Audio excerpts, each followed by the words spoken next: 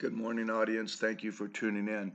Okay, so I'm going to go directly over to what I promised. I'm going to talk about the atomic scientist and the doomsday clock. Okay, so I'm going to go over to this website, okay, and I'll put the slide up. It's called thebulletin.org, and I'm going to just read you what it says. So every year at the first of the year, the Atomic Scientist Commission moves the second hand according to what they feel is the danger, okay? Leaders around the world must immediately commit themselves to renewed cooperation in the many ways and venues available for reducing existential risk. Citizens of the world can and should organize to demand that their leaders do so, and quickly.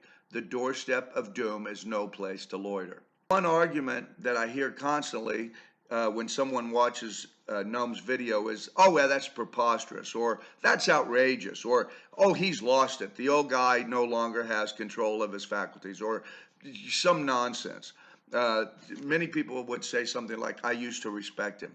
Well, let me just remind you, Noam is reporting, okay? He's a scholar. He reads a lot. And so let's go over to what is this commission, okay? And what's it about? And how much authority should we lend it? Founded in 1945 by Albert Einstein and University of Chicago scientists who had developed the first atomic weapons in the Manhattan Project. The Bulletin of the Atomic Scientist created the Doomsday Clock 2 years later using the imagery of apocalypse, midnight, and the contemporary idiom of nuclear explosion, countdown to zero, to convey threats to humanity and the planet. The Doomsday Clock is set every year by the Bulletin Science and Security Board in consultation with its board of sponsors. Okay, now the board of sponsors are what you might call the scientists, the people that collaborate to come up with this. It includes 11 Nobel laureates. Now, in the 120 years or so that the Nobel Prize has been around, 607 times, 975 people have been awarded the Nobel Prize, who are then called Nobel laureates. Okay, so in 120 years, there are 975 Nobel laureates. So let's think about this for a minute. The board of sponsors, in other words, the people that collaborate to move the second hand on the doomsday clock, there are approximately 20 or so of those each year. Some obviously stay on, others come on, others go off, etc.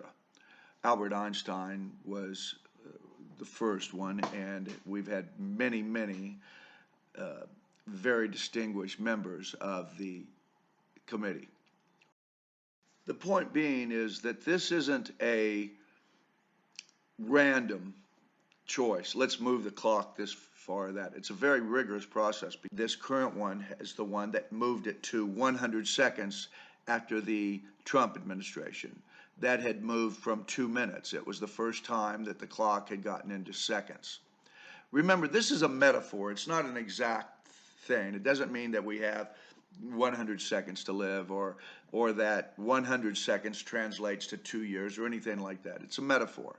But the point being is that we are facing existential threats, and we need to do something about it. We need to avert cataclysm. Obviously, as the name implies, the commission was originally set up because of the threat of nuclear war or nuclear accident. Since then, we've added a few other categories. Primarily, the main one is climate change. The important thing to remember is that since the commission was started, the clock has never been advanced as close to midnight as it is now. And it will be reset this coming January. I would expect that depending on what happens in Washington right now and in the midterms, the clock will either advance forward with very little time before we can turn the corner, or we may buy ourselves some time. And I'm suggesting that the only way we're going to do that, folks, is if we take back the Senate and we retain the House. I know everybody says no votes, this and that's not doing anything, we've got all these problems, but at this point, that is the thing we need to focus on. I promise.